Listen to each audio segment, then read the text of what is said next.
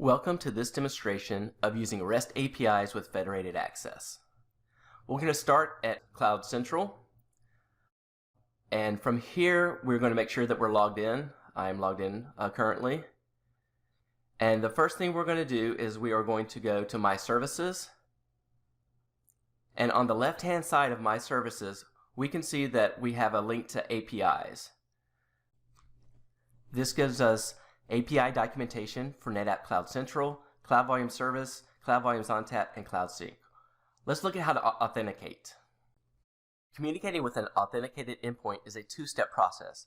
First, you acquire a Java Web Access token from an authenticated endpoint, and then you send an API request with that access token. So every API request you send will have that access token included within it. So let's look at how we do this for federated access. First, we have to get a refresh token. And as you see here, we have ones for Cloud Manager and a separate token for Cloud Central. So depending on who you want to communicate with. So let's get the Cloud Manager refresh token first. We'll get that and we'll copy it to a clipboard. We got to make sure we save it somewhere because it is only available on this screen at this point in time. If we leave the screen, we don't have access to it anymore. And while we're here, we might as well go ahead and get the refresh token for our Cloud Central as well.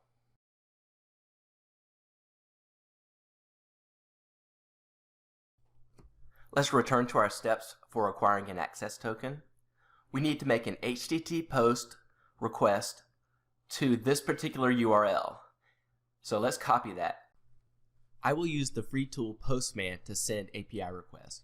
You can use Windows, Mac, or Linux version. Send an HTTP post request to this URL.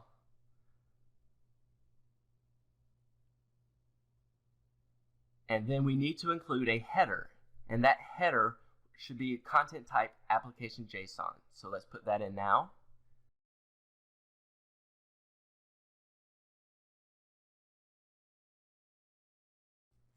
And finally, we need to include this JSON text in the body.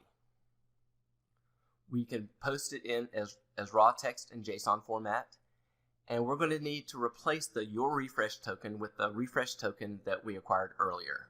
So let's copy that in now.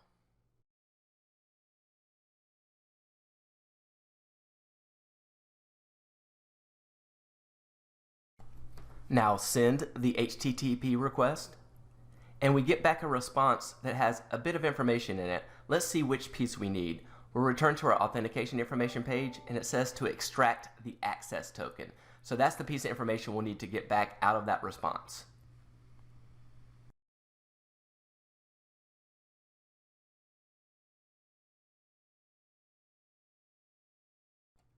We save the access token for future reference.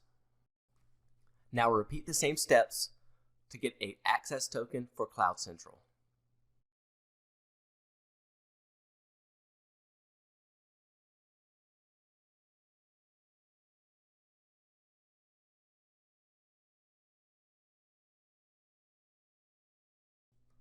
Now that we have an access token, let's see how we can use it in our API request. You do that by adding that token to an authorization header. Let's look at the API request available for NetApp Cloud Central. The one we're most interested in right now is to do a post command to apiservices.cloud.netapp.com that gets a list of all of our cloud managers that are in Cloud Central. So let's create a new request, and it will be a get command, and the URL will be the URL that we saw before from the other page with OCCM/list OCCMs at the end.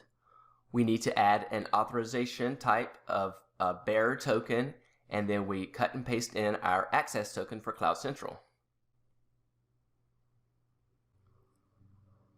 There is no body with this request, so really at this point we're ready to go. All we need to do is to hit send.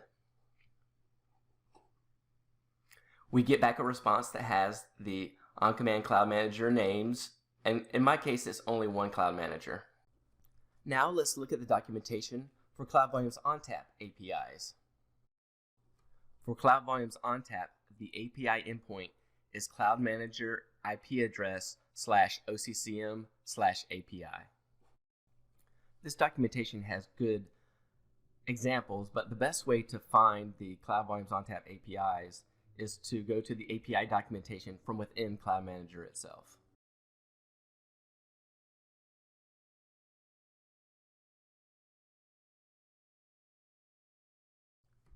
The API that we will use will be the one that gets all the working environments that are available to the logged in user.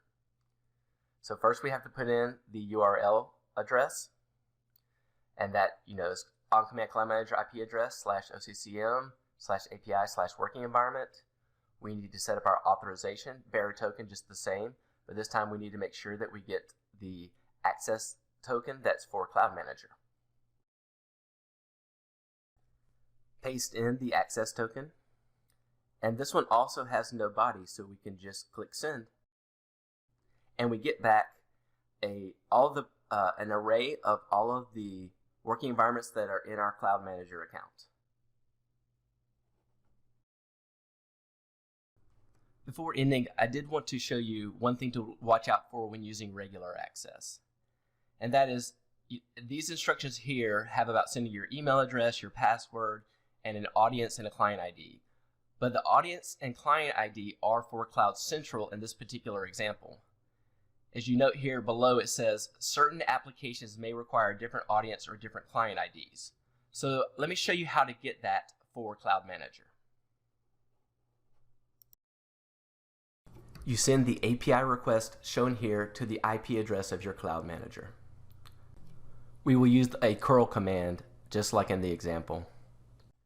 Note that the IP address you see here is the Cloud Manager private IP address. It is referencing the same Cloud Manager that we were referencing with a public IP address. I stored the values in an info.txt file. Let's cat that info.txt file to see the values that we want. So in this case, we would need to use this audience and this client ID. The domain is the same as for Cloud Central. Going back to the regular access instructions, we see that if we replace this audience and this client ID with the values that we just got, we can get back the access token for Cloud Manager. And you can now use your Cloud Manager APIs. Thanks for watching.